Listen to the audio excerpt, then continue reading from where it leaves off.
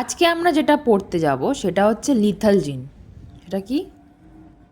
Lethal জিন। দেখো, lethal কথার অর্থ হলো যে হুইচ কজেস ডেথ, মানে ডেথ আর কি। লিথাল কথার অর্থ মেবি। আর এখানে লিথাল জিন মানে যেই জিনটা ডেথ কজ করে, জিন হুইচ কজেস ডেথ। তাহলে এমন জিন যে কেন ডেথ কজ করতে যাবে, কেন এরকম হয়, তার আগে বলি যে লিথাল জিন ডমিনেন্টও হতে পারে আর রিসেসিভ হতে পারে। মে ডমিনেন্ট অর রিসেসিভ। এবার আসি যে লিথালিটিটা কেন কজ করে। দেখো, সেটা আমি পরে বলবো, তার আগে এইটুকু বলতে হবে, সেটা হচ্ছে এক্সাম্পল দিলে তোমরা বুঝতে পারবে লিথালিটি কী জিনিস। এক্সাম্পল হচ্ছে জিন অফ ইয়েলো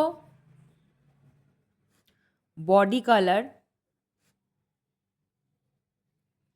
is lethal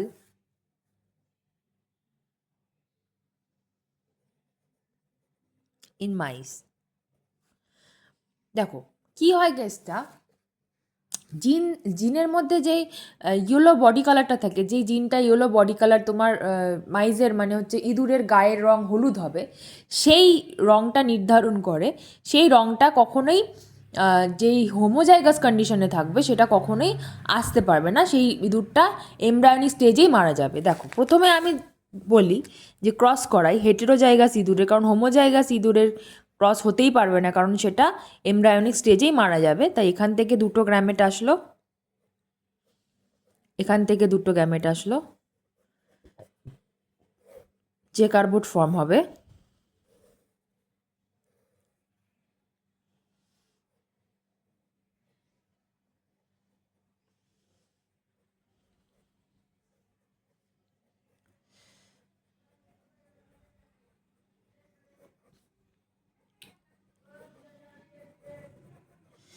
এটা আমার ইয়েলো মাইস, এটা হচ্ছে নর্মাল ব্রাউন, সরি এটাও ইয়েলো। দুটো ইয়েলোর সাথে যখন আমি একটা ইয়েলোর ক্রস ঘটালাম, তখন কি হচ্ছে,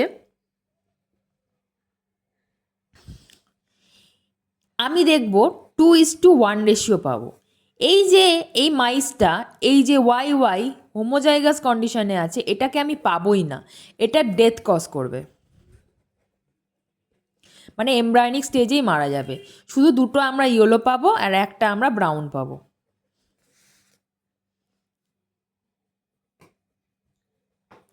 কেন এরকম হচ্ছে দেখো, প্রথমে তো ওয়াই যেই জিনটা, এটা ইয়েলো কালারের সাথে সাথে এমব্রায়োনিক ডেভেলপমেন্টেও হেল্প করে।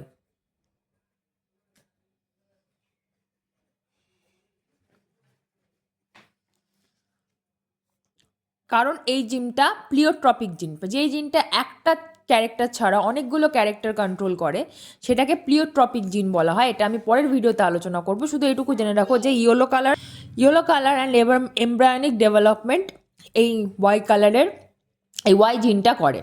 তো এই ওয়াই জিনটা যখন আমার ইয়েলো কালার কজ করছে ইয়েলো কালারের, যখন আমি দুখানা ওয়াই জিন আমার চলে আসবে, তখন কি হবে, ইয়েলো কালার তো কজ করবেই, কিন্তু তার সাথে সাথে এমব্রায়োনিক ডেভেলপমেন্টের ডবল ডোজ হয়ে যাবে।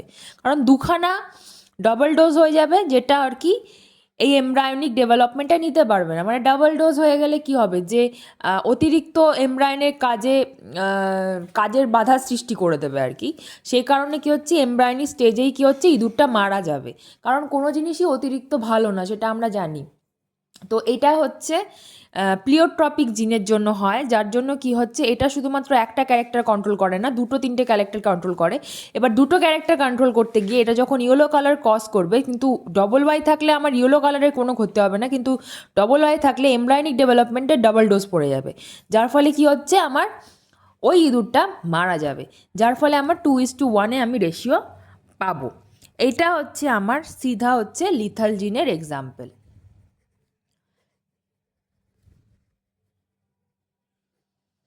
আরও দুটো এক্সাম্পল আমি পড়াবো, সেটা হচ্ছে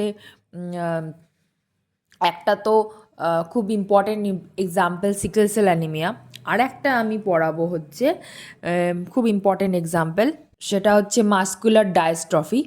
এটাই পড়াবো, এটা আমি পরের ভিডিওতে পড়াবো। লিথাল জিনের এই কনসেপ্টটা তোমরা যদি বুঝতে পেরে থাকো তাহলে প্লিজ আমাকে কমেন্টে জানিও, আর তোমরা কীরকম ধরনের ভিডিও আমার থেকে এক্সপেক্ট করো সেটাও আমাকে জানিও। Thank you very much.